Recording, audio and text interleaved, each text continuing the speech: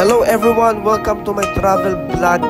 And today, we will go to Antipolo at kasama po natin ang mga young adults po ng Legacy Generation. And we are all excited dahil ito po ang kauna-unahang hangout ng mga young adults po of our church. At tingin-tingin po na muna tayo sa ating mga madadaanan. And our first destination is the Touch of Glory Prayer Mountain. May parking muna kami at bumaba kami sa sasakyan at sobrang saya talaga ni Ma'am Alma. Mukhang naiisip niya na baka dito niya na makita ang forever niya. At si Boss JV mukhang nahihilo pa. At dahil ito nga ang unang gala na young adults ay masaya kaming lahat. Ito ang panahon para kalimutan namin ang panandalian ng aming mga kaabalahan.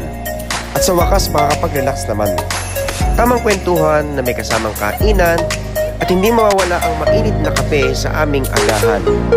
Sobrang saya nga ng ganitong samahan na tanging ang Diyos lamang ang aming papupurihan. Marami sa amin first time na makakapunta sa Touch of Glory Prayer Mountain, pero ako, it's my second time. I think 10 years ago nung huli ako nakapunta rito at I believe na marami na nagbago rito. At syempre, excited po kaming lahat sa aming mga magiging karanasan sa lugar na ito. Tara, samahan nyo kami and let us explore this place and experience the presence of God. At marami na pong mga taong nakapunta sa lugar na ito.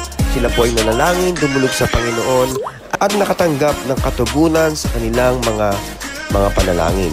At tunay nga na ang Diyos natin ay Diyos na tumutugon. Kaya tayo ay lumapit sa Kanya, magtiwala at umasa sa Kanyang mga magagawa. At dahil nakalibre kami sa entrance ay kailangan naming dumalo sa gawain ng Bread of Life doon mismo sa loob ng chapel. At pagkatapos sa ilang try, sa wakas nanalo rin si Obi. Grabe no? Bread of Life lang to bakit may legacy? Kaya try until you get the prize. At syempre hindi magpapatalo si Ma'am Alma dahil gutom na siya.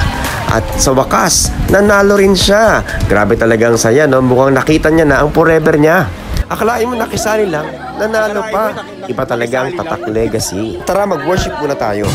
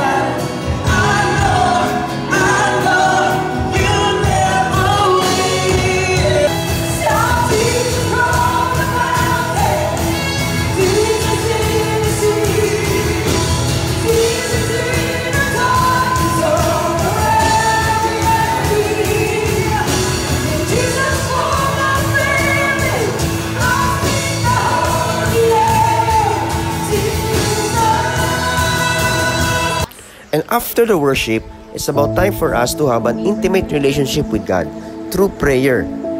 And individually, nagpunta kami sa prayer cell to have a personal encounter with the Lord, believing that God will answer our prayers.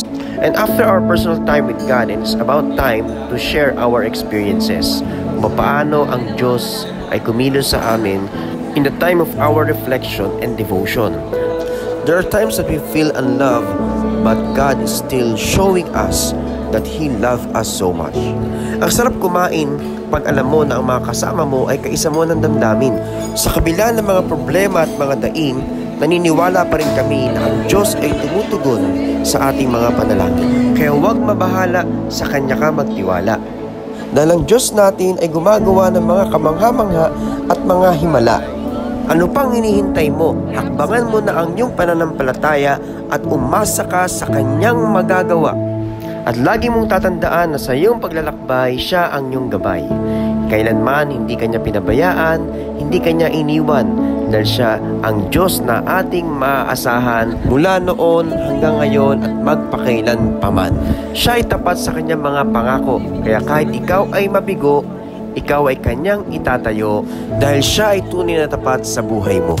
At kami nagpapasalamat sa Panginoon sa isang masaya at makabuluhang karanasan dito sa Touch of Glory Prayer Mountain. At kami ay tutungo sa aming susunod na destinasyon. Walang iba kundi ang Flores Garden.